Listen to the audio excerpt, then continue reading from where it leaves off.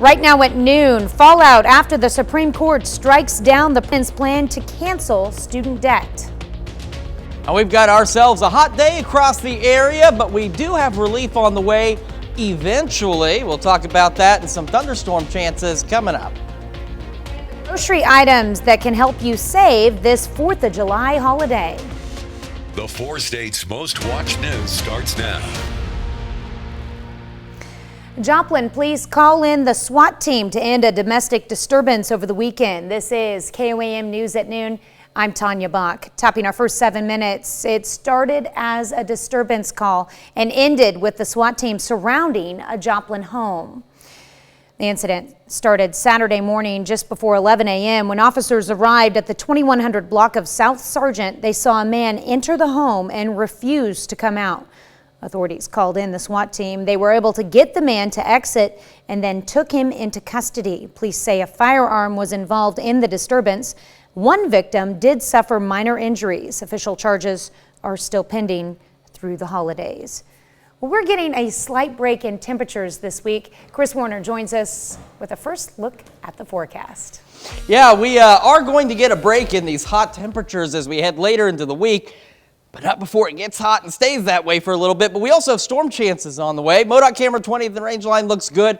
Save from the KDOT camera at 69 and East 520th Avenue, just south of Pittsburgh. We do have the possibility of a few strong, possibly severe thunderstorms this week as well. Now, as for today, still the possibility. A couple of scattered thunderstorms out there. No strong or severe storms expected. However, tomorrow, I was exercising. We've got that low end risk for some stronger storms in our northern counties. And then take a look at Wednesday, the entire area highlighted in the elevated risk area for some strong to severe thunderstorms. All right, yesterday started out at 67, a little bit below average, made it up to 90. Not that far off average, but still hot out there. Temperatures remaining hot for the next couple of days. Then we've got those strong to severe thunderstorms possible as we head into Wednesday evening. And then we're going to see a cool down a little later in the week. We'll tell you how these storms could potentially impact your 4th of July celebrations and how cool temperatures are going to get here in a few minutes. All right, thanks, Chris. The fallout from last week's Supreme Court rulings continues. The president is promising another approach to relieve student loan debt, while his Republican challengers largely defend the court's actions. Skylar Henry has more. These are the types of rulings that signal a dangerous creep towards authoritarianism. Cancel student debt! Progressives taking aim at the Supreme Court on Sunday and calling for the Biden administration to forgive some student loans and freeze interest payments. When people out there are saying that they are relying on this, we should at least pause it until that is forgiven. Just hours after the Supreme Court struck down his student loan forgiveness program proposed under pandemic emergency powers, the president vowed to take action by using the Higher Education Act. This new path is legally sound. It's going to take longer, but in my view, it's the best path that remains to providing for as many borrowers as possible with debt relief. Borrowers like Rob Novickas, who owes roughly $50,000 in student loan debt. It's frustrating. You know, I have my daughter, we have a mortgage, credit card debt. So to know that in another month or two, I'm going to have an additional $500 to pay, it's tough. But Republican presidential candidates this weekend pushed back on the criticism of the court. When the court makes decisions that they don't like, all of a sudden the court is, a not normal court, according to President Biden. And widely hailed the Supreme Court's ruling to strike down affirmative action in college admissions. There may have been a time when affirmative action was necessary, simply to open the doors of all of our schools and universities. But I think that time has passed. And in another 6-3 ruling on Friday, the Supreme Court sided with a Christian graphic artist who opposes making custom wedding websites for same-sex couples, widely viewed as a blow to LGBTQ protections. Skylar Henry, CBS News, the White House. Police in Baltimore are searching for the shooter or shooters who opened fire at a block party early Sunday morning. 2 people were killed and at least 28 injured. The wounded are as young as 13 years old. In the last 30 days, there have been more than 50 shootings in Baltimore. Palestinian militants clashed with Israeli soldiers in the West Bank city of Jenin after Israel's biggest military assault in the area in decades. At least 8 Palestinians are dead and dozens injured. Israel called the raid an anti-terror operation in a city that's a hornet's nest for terrorists. Palestinian leaders say Israel has committed a new war crime. And more violence erupts in France over the weekend amid nationwide protests of police shooting a 17-year-old last week. So far, more than 3,000 people have been arrested, about 1,000 buildings damaged, and 700 police officers injured. But the violence appears to be easing. There'll be plenty of parties and outdoor gatherings this 4th of July. Last year, inflation sent food prices skyrocketing. As Danya Bacchus tells us, many items are higher again this year, but some staples are actually down. Handy Market in Burbank, California is seeing a rush of Independence Day shoppers. It's the usual, the best of the meats. Everyone's barbecuing. But many 4th of July favorites are pricier. According to the American Farm Bureau Federation, hamburger buns are up 17% from a year ago, and ground beef is 4% higher. Potato salad will also cost 5% more. However, prices for some grocery items are falling. Chicken breast has dropped 9%, potato chips are 4% lower, and lemonade is down double digits. Alcohol is going to cost a little more. The Bureau of Labor Statistics says beer and hard seltzer is up about 6% from last year. And scooping up that ice cream will cost about 9% more. But there are ways to save on much of your shopping list if you shop smart. Look for ads. People are going to try to get you into the store with different bargains. And while you're there, make sure that you don't fill up your cart with what's not on sale. Maybe visit a couple supermarkets to really take advantage of that competition that's starting to come back into the market. This couple is willing to hunt for deals. I find myself store hopping because I know certain stores are a little cheaper. For one item, A tip to help you get the most bang for your buck this 4th of July. Danya Bacchus, CBS News, Burbank, California. That's a look at today's top stories and weather in our first 7 minutes. Up next on KOAM News at noon. Think you can't afford to get away this summer? We check out a few creative vacation alternatives. And later we're making fruity watermelon pops in the Mr. Food Test Kitchen. Summer travel this year can mean sky-high prices that may be out of reach for some, but you can still get away and stay within budget if you're willing to be flexible. Chris Van. Chelsea Hampshaw was starting to think the summer travel surge to Europe meant she and her family of 6 would be priced out of their annual trip to London to see relatives. So I was searching, we just weren't going to be able to go this year. Flights were so expensive and so sparse, and so as soon as this popped up, it was like, oh, I guess we can make this happen this year. Have your passport ready? But making it happen meant a 7-hour drive from South Carolina to Washington's Dulles Airport, flights on an airline you've probably never heard of, and arriving at an airport about 30 miles outside London. But it saved the family around $6,000. About $450 per person versus like to fly out of Charlotte was $2,000 per person. So pretty big difference. North Atlantic Airways, a Norwegian low-cost carrier, just announced service from Washington in May. Its first flight to London Gatwick sold out. There's still time to go to Europe. North CEO Bjorn Larsen. So we have 2 classes. We have a premium cabin, which gives you great comfort and where everything is included, by the way. And we have an economy cabin, which is a la carte. If you only need a seat, that's what you pay for. Airfare to Europe is at a 6-year high, averaging about $1,200 a person. Hotels are up 37% over last year, even more in places like Rome and Madrid. While nearly 64% say high inflation is affecting their 4th of July plans, AAA still expects a record number of travelers, so finding a deal requires flexibility. There are still deals to be found for summer travel, but you have to follow the deal, not the destination. Haley Berg is the lead economist at airfare tracker Hopper. You might have your heart set on a beach vacation in Europe, but you can go to the Caribbean for about a quarter of what you'll pay to fly to Ibiza or Mallorca this summer. But Hopper says staying closer to home will get you the best deals from major U.S. airports. Las Vegas, Miami, and Denver can all be found for less than $100. Internationally, Montego Bay for under $300.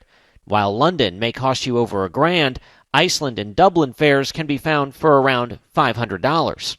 It was budget friendly for all of us. The Hines family found they could beat back summer vacation inflation by avoiding flights and hotel rooms. Welcome to the Carnival Venezia! They're taking a cruise to Bermuda to celebrate Karen's 60th birthday on Carnival's newest ship. All inclusive. That's my reason right there. All inclusive. We get to go to different places, meet a bunch of different people. Experts say if you can put your vacation on hold until September or October, you have a better shot at finding a deal to that overseas destination you've been craving. Chris Van Cleve, CBS News, Phoenix.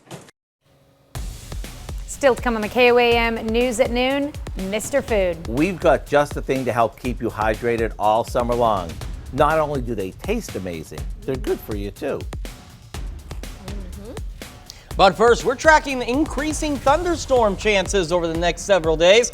We'll talk about those storm chances, the 4th of July, and our severe threat when we come back.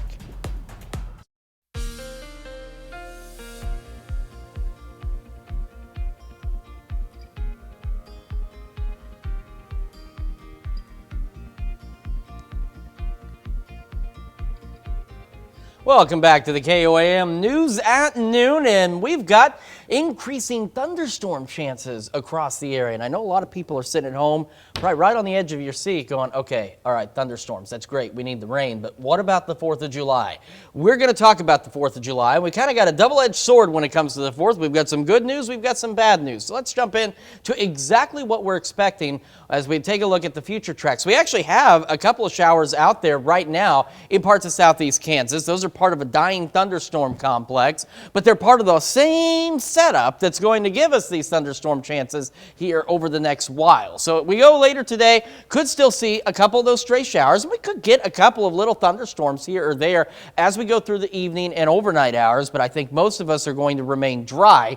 Tuesday, 4th of July, we're going to start off dry. We're going to start off pretty nice out there, and then we're going to see thunderstorm chances increase. Between about 2, 3 o'clock, here we go, scattered thunderstorms across the area. And these hang on. Here we are at 4 o'clock, still some scattered thunderstorms out there. So this is the bad news.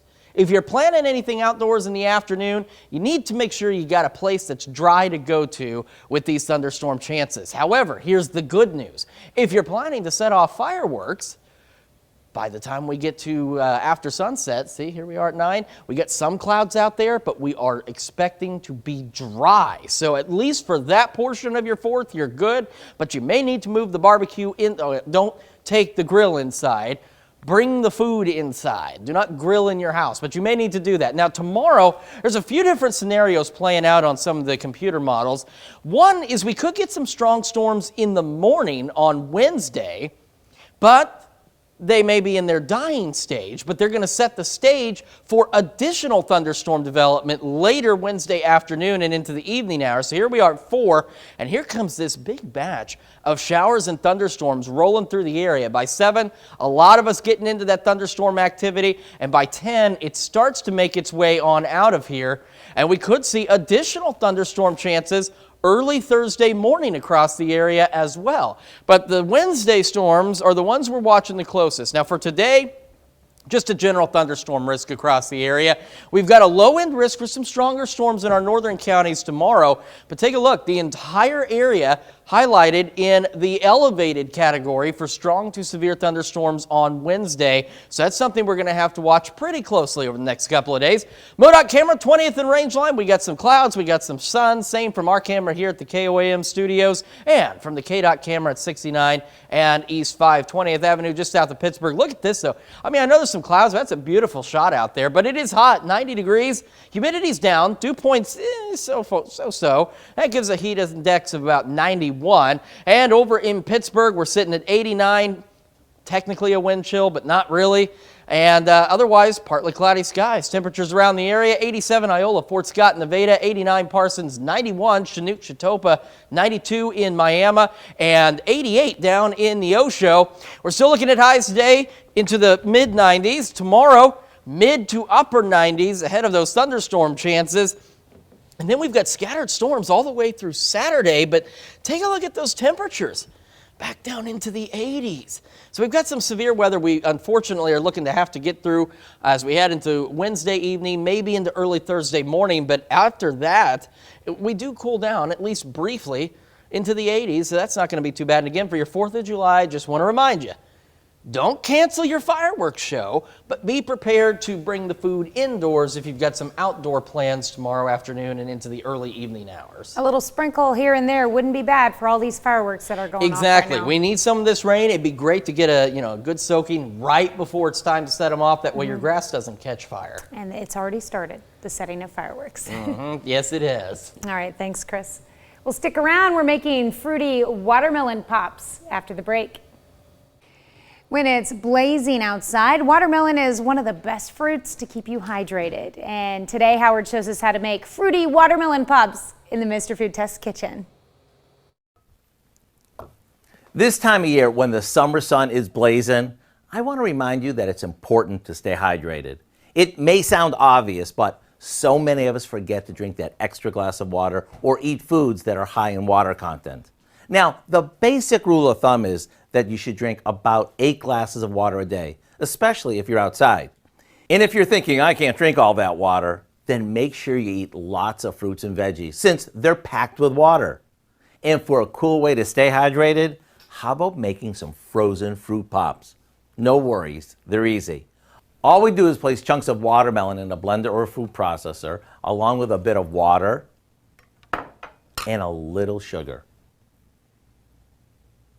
After it's blended, we pour it into popsicle molds or into paper cups.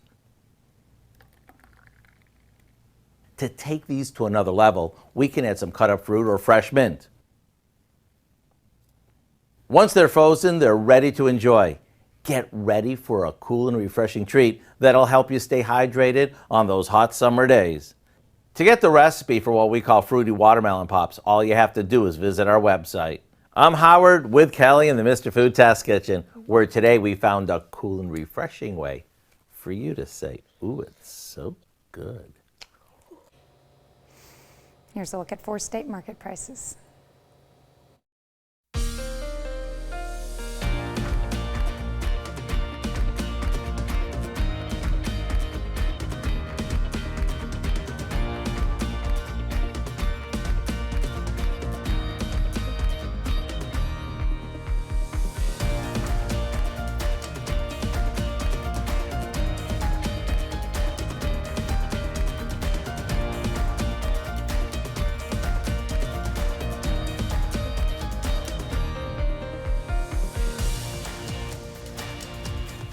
All right, maybe a few scattered storms today, mid-90s, mid to upper 90s as we head into the 4th of July. Scattered showers and thunderstorms, a couple strong possible before it's time for fireworks. But if you're doing anything outdoors, you need to have an indoor plan. And then Wednesday evening into early Thursday morning, watching the possibility of maybe some strong, possibly severe thunderstorms, so something we're going to keep a close eye on. But after that system rolls through, at least for a few days, we drop back down into the 80s. It's going to feel like spring out there. All right. Well, coming up tonight at 5, we take a look at a new opioid treatment program that brings help right to those in need. Plus, many cities are hosting big fireworks displays this week, including Fort Scott, which is scheduled for tonight. We take you behind the scenes and a look at the new Destination Playground in Carthage with the help of a $5 million grant. Join us for those stories and much more tonight on the KOAM News at 5. A lot coming up tonight at 5. Yeah. And we want to thank you so much for joining us for the KOAM News at noon. And the rest of the team will see you right back here at 5 o'clock.